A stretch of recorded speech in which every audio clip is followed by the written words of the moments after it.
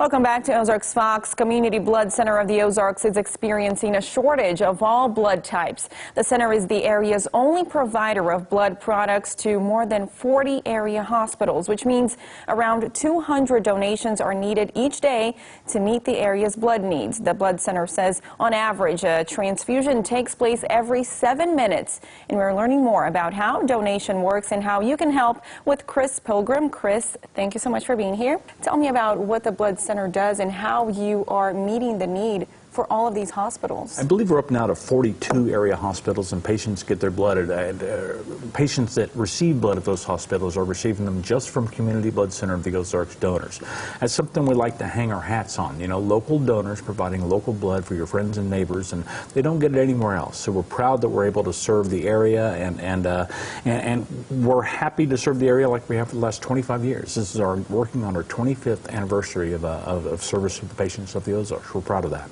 Who are those patients? Who is receiving the blood people are donating? So many different times, and you know, it could be a car accident victim, it could be a tiny newborn infant that's born prematurely, it could be a result of a blood disorder where people are receiving blood on a regular basis. There are just so many different things that will cause a person to need blood. You know, if you live to age 70, it's estimated that you will need blood. About 90% of us are going to need blood. So if we live to that age, we're going to see blood. Now, when you consider that blood donation touches not only the person that receives it, but the friends and family around those that blood donation, that transfusion recipient, it touches us all, and it's a very important thing and something that goes on behind the scenes, kind of, that isn't really noticeable by a lot of people. Who can give blood? Well, you've got to be at least 16 years of age. 16-year-olds need specific written parental permission. You have to weigh at least 110 pounds. You may not have given blood in the past 56 days, and you have to be feeling well and healthy at the time of your donation.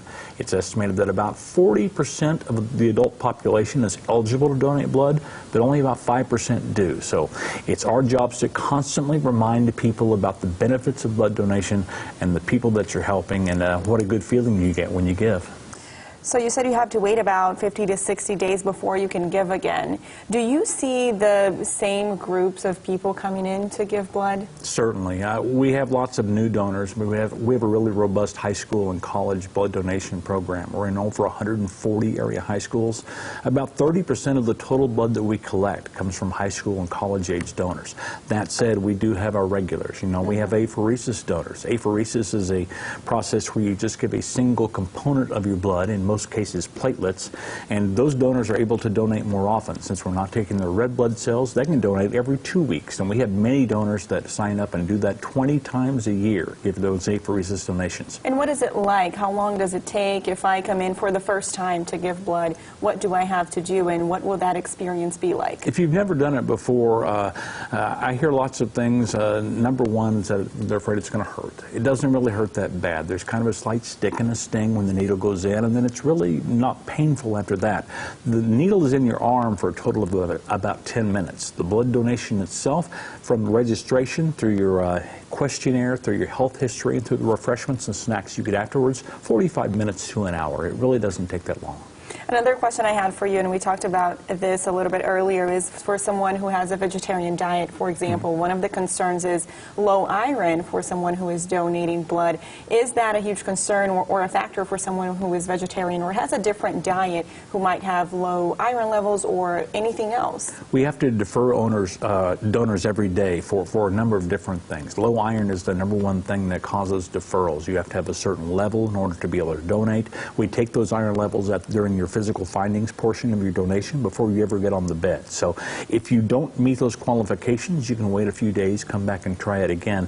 But in the days leading up to your blood donation, if you eat a diet rich in iron foods, red meats, vegetarians can get it a number of different ways through vegetables and grains and things like that.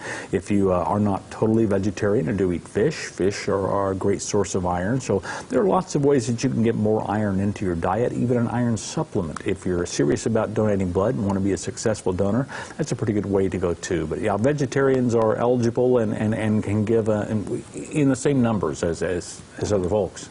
Are there any concerns for donors, or as you said, there is the pre-screening process that we're going to make sure that you're healthy enough to do this?